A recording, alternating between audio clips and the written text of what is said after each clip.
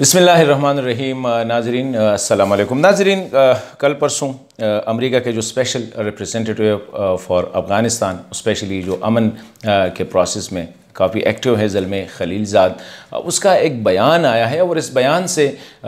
मुझे ये अंदाज़ा होता है कि ज़ल्मे खलीलज़ाद साहब भी बजाय इसके कि इस अमन के प्रोसेस को आगे लेके चले, अभी उसमें कुछ ऐसे हर्डल पैदा करने की कोशिश कर रहा है ताकि ये मज़ीद चले और उसकी जो दुकानदारी है, मैं तो ऐसा देख रहा हूँ कि उसकी जो दुकानदारी है वो आगे चलता रहे। उसने बयान दिया है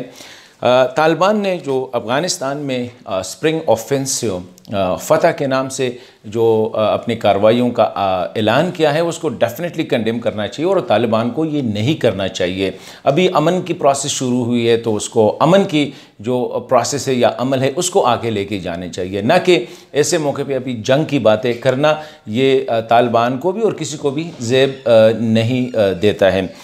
तो उसने बयान में कहा है कि पाकिस्तान और कतर जो है इसको कंडेम करे। मेरे ख़्याल में ये politically very much incorrect statement है। कंडेम तो करना चाहिए इसमें नहीं, लेकिन who is Zalmay Khalilzad advising Pakistan to do it. Pakistan ने पब्लिकली, मैं ये कहता हूँ कि जो भी अफ़गानिस्तान में दहशतगर्दाना हमले हुए हैं या वाक़यात हुए हैं उनको कंडेम किया है और पाकिस्तान की पॉलिसी यही है कि वहाँ पे एक सस्टेनेबल पीस होनी चाहिए। और यही वजह है कि जो तालिबान के साथ अमेरिका, तालिबान और अफ़गान गवर्नमेंट, अफ़गान के दरमियान जो मुज़ाकरात की जो प्रोसेस गुज़िश्ता कई महीनों से चल रही है, इसमें पाकिस्तान एक कलीदी किरदार अदा कर रहा है और इसका एहतराफ़ ख़ुद अमेरिका ने भी किया है और कई दफ़ा अफ़गान हुक्काम ने भी किया है कि Pakistan seriously pursuing peace process in Afghanistan, इसमें कोई शक नहीं। अभी इस बयान ने क्या किया, इस बयान ने पाकिस्तान की पोजीशन जो है उसको मुतनाज़िया बना दिया और ज़ल्मे शायद यही चाहता है कि अफ़गानिस्तान में पाकिस्तान को ऐसा प्रेजेंट किया जाए, ऐसा पेश किया जाए कि अभी भी पाकिस्तान जो है वो तालिबान की सिंपथाइज़र है या तालिबान को सपोर्ट कर रहा है। पहले से पाकिस्तान के बारे में काफ़ी प्रोपेगेंडा भी हो चुका है और शायद पहले इस तरह होता होगा कि पाकिस्तान तालिबान की सपोर्ट करता होगा या उनको जो स्पेस मुहैया करता रहता होगा पाकिस्तान के अंदर। इसी बयान से ये हुआ कि पाकिस्तान अगर इसको भी कंडेम करना भी चाहे तो इसका मतलब ये होगा कि ये अमेरिका के कहने पे कंडेम किया। इसी वजह से मैं कहता हूँ कि ज़ल्मे खलीलज़ाद साहब को इस किस्म के बयानात, if he is an astute diplomat और वो अमन के लिए जो है अफ़गानिस्तान में तैनात किए गए हैं, अफ़गानिस्तान उसका अपना मुल्क है, तो फिर उनको चाहिए था कि बजाय इसके कि पब्लिकली कहने से वो पाकिस्तान को, पाकिस्तानी हुक्काम को वो कोई और तरीका भी इस्तेमाल करके ये बात कह सकता था। लेकिन पब्लिकली कहने का मतलब ये है कि वो पाकिस्तान को एम्बैरेस करना चाहता है और मेरे ख़्याल में काफ़ी हद तक पाकिस्तान को एम्बैरेस भी किया गया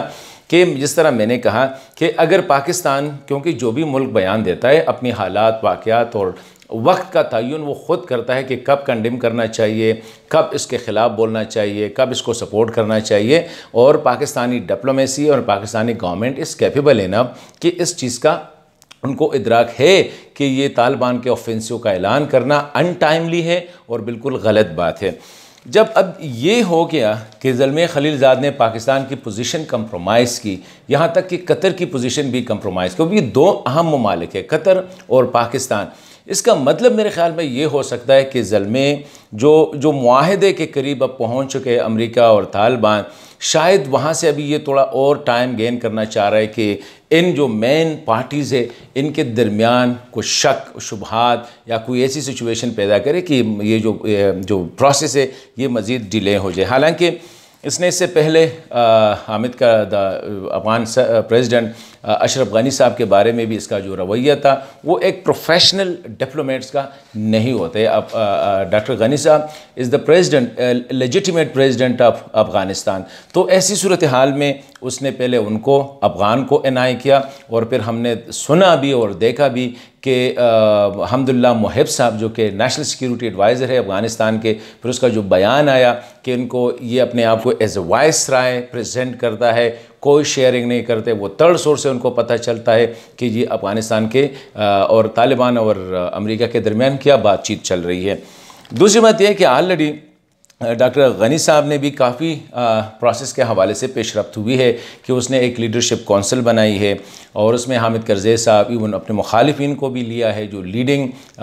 जहादी कमांडर्स है उनको भी, लीडर्स है उनको भी लिया है और उनको ये टास्क दिया है कि वो एक ऐसी टीम कंस्ट्रक्ट करे, बनाए कि वो तालिबान के साथ अफ़गान अमन के हवाले से बातचीत करे। अभी इतनी अच्छी बातें हो रही है, अफ़गान डेलीगेशन ने 19 अप्रैल को जाना भी है और अभी अगर फर्दर डिले ना हुआ, अभी तो कहते हैं कि डिले हुए वो जो कतर वाले प्रोसेस है, मतलब है कि उसमें तकरीबन 40 से लेकर 60-70 तक अफ़गान डेलीगेट्स हो गए, उसमें हुकूमती नुमाइंदे भी हो गए अपनी एक और कैपेसिटी में। तो अभी जब प्रोसेस चल निकला है थोड़ा सा सब्र करना चाहिए था। तो मैं समझता हूँ कि इस किस्म के बयानात से अमरीकी वो टिपिकल मुनाफिकत जो है वो नज़र आ रही है कि अब पाकिस्तान को की पोजीशन को कंट्रोवर्शियल कर दे, कतर की पोजीशन को कंट्रोवर्शियल कर दे, ताकि इंटरनली पाकिस्तान की अफ़गानिस्तान के साथ जो एक अटैचमेंट बढ़ रही थी, जो कि एक अंडरस्टैंडिंग आगे चल रही थी, उसको डैमेज करे। तो मैं आज इस वीडियो के ज़रिए यही कहना चाह रहा था कि अमेरिका अभी भी